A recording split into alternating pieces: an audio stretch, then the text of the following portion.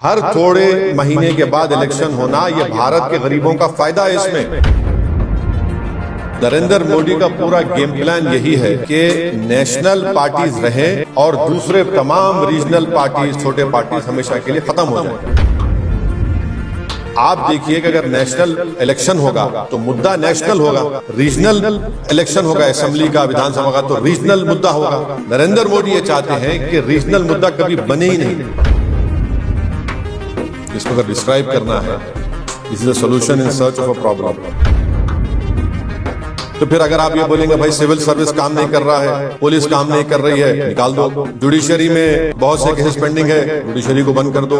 तो ये ऐसा नहीं हो सकता है। अच्छा, बीच में अगर सरकार गिर गई क्या करेंगे आप? जब कभी भी चुनाव होता है नरेंद्र मोदी पीछे हटते हैं, जनता के हित में कोई ना कोई फैसला लेना पड़ता है उनको। चाहे पेट्रोल की कीमतें कम हो जाती हैं, कुछ ना कुछ उनको किसानों को देना पड़ता है।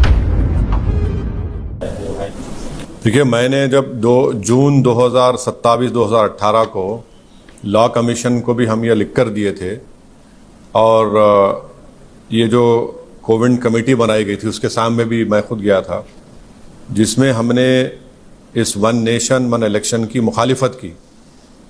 और हमारा मानना यह है कि this is a solution in search of a problem. इसको अगर डिस्क्राइब करना है, this is a solution in search of a problem. अब ये नहीं बताया जा रहा है कि ये करने की क्यों ज़रूरत पड़ रही है आपको।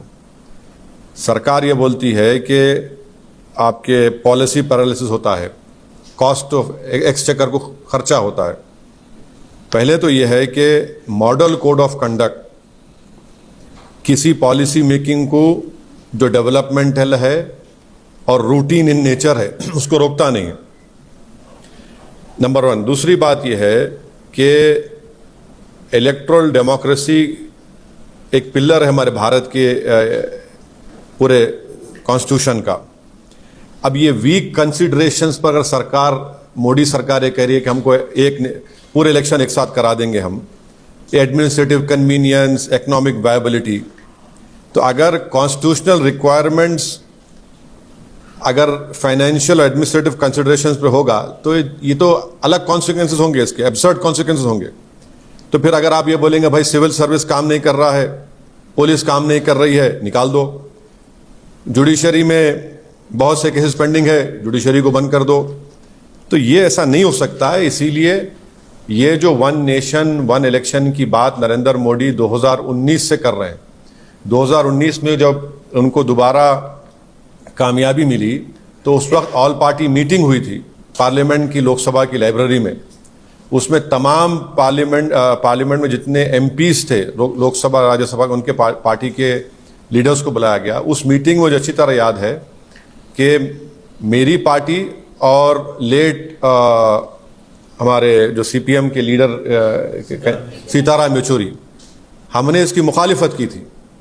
तो नरेंद्र मोदी का पूरा गेम प्लान यही है कि नेशनल पार्टीज रहें और दूसरे तमाम रीजनल पार्टीज, छोटे पार्टीज हमेशा के लिए खत्म हो जाए।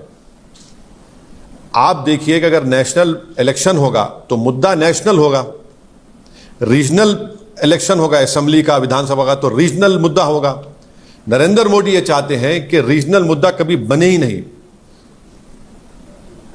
इलेक्शन होगा, अगर हैदराबाद पार्लियामेंट का इलेक्शन होगा तो जाहिर है दिल्ली में जो भी जीत कर जाएगा क्या करेगा। असेंबली का तेलंगाना का इलेक्शन होगा तो भाई आप किसान को क्या देने वाले हैं, हाँ, आप कितने सोशल वेलफेयर के स्कूल्स खोलने वाले हैं, आप हैदराबाद के डेवलपमेंट के लिए क्या करेंगे। तो बीजेपी यही चाहती है कि ये वन नेशन वन इलेक्शन करवाकर रीजनल पार्टीज को कमजोर करके रख दिया जाए। और ये बार बार इनका आर्गुमेंट है कि नहीं, हर थोड़े दिन का इलेक्शन हो रहा है। हर थोड़े महीने के बाद इलेक्शन होना, ये भारत के गरीबों का फायदा है। इसमें फायदा क्यों है बता रहा हूं मैं आपको। जब कभी भी चुनाव होता है नरेंद्र मोदी पीछे हटते हैं, जनता के हित में कोई ना कोई फैसला लेना पड़ता है उनको। चाहे पेट्रोल की कीमतें कम हो जाती हैं, कुछ ना कुछ उनको किसानों को देना पड़ता है। तो ये इलेक्शन होना जरूरी है, क्योंकि जो भी सरकार होगी वो हमेशा अपने खड़े भी रहेगी जनता की खिदमत के लिए। अगर आप 5 साल के बाद पूरा चुनाव कराएंगे तो जनता का जो वोट का बार्गेनिंग पावर है हमेशा के लिए खत्म हो जाएगा। अब हरियाणा को चुनाव हो रहा है, महाराष्ट्र को चुना और नरेंद्र मोदी ने कितने मर्तबा जाकर महाराष्ट्र में इनॉग्रेशन किया, बताइए कितने मर्तबा जाकर ये डेवलपमेंट वो डेवलपमेंट का काम मैं कर रहा हूं, फाउंडेशन डाल रहा हूं। तो ये इससे भारत के गरीब मतदानों का, स्टेट्स का बहुत बड़ा नुकसान होगा और कॉन्स्टिट्यूशन का बेसिक स्ट्रक्चर का हिस्सा है। आप एक लेजिस्लेचर का एक टाइम है, अब तेलंगाना का इलेक्शन होगा 28 में, पार्लियामेंट का इलेक्शन होगा 29 में, अब महाराष्ट्र का इलेक्शन होगा अभी नवंबर में, 5 साल के बाद होगा, 29 में होगा, बिहार का इलेक्शन होगा बाद में होगा। आप कैसे सबको उसका टाइम कैसे खत्म करेंगे? आप होते कौन है टाइम खत्म करने वाले? एक लेजिस्लेचर होगा, विधानसभा, तो उसका टाइम होगा ना, टाइम पर चलेगा, वो अपने टाइम पर खत्म होगा। आप कौन होते हैं उसका टाइम खत्म करने के लिए? अब जीएचएमसी का है, अब उसका टेन्योर खत्म होने वाला है, आप बोलेंगे नहीं हम एक साथ कैसे कराएंगे? आप क्यों कराएंगे? अच्छा, बीच में अगर सरकार गिर गई क्या करेंगे आप? फिर क्या करेंगे आप?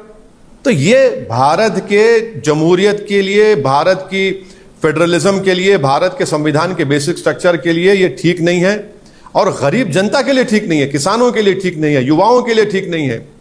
पैसे तो हर इलेक्शन के लिए अलॉकेट होते हैं ना, विधानसभा बिहार का या हरियाणा का हो रहा है, उसके लिए कश्मीर का हो रहा है तो पैसे अलॉट हो रहे हैं, महाराष्ट्र का होगा पैसे अलॉट होंगे और फिर उसके बाद झारखंड का होगा पैसे अलॉट होंगे। तो ये नहीं ये देखिए, कॉन्स्टिट्यूशन जो है ना, आप एडमिनिस्ट्रेशन को, कॉन्स्टिट्यूशन की जो स्कीम है, आप ये नहीं बोल सकते नहीं पैसे बचाने का। पैसे बचाने तो फिर कल कोई उठ के बोलेगा पुलिस को बंद कर दो, आईपीएस को, कोई बोलेगा कोर्ट में इतना पेंडिंग है। कन्वीनियंस के ऊपर ये सब नहीं करेंगे ना, कॉन्स्टिट्यूशन चलेगा तो कॉन्स्टिट्यूशन प्रिंसिपल्स के ऊपर चलेगा। तो बेसिकली नरेंद्र मोदी सिर्फ, क्योंकि बीजेपी की आइडियोलॉजी आरएसएस की हमेशा ही रही है कि वो रीजनल पार्टीज को नहीं चाहते, इसीलिए वन नेशन वन इलेक्शन का एक मार रहे हैं तुगा। हम तो इसकी मुखालिफत किए हैं और मुखालिफत करेंगे।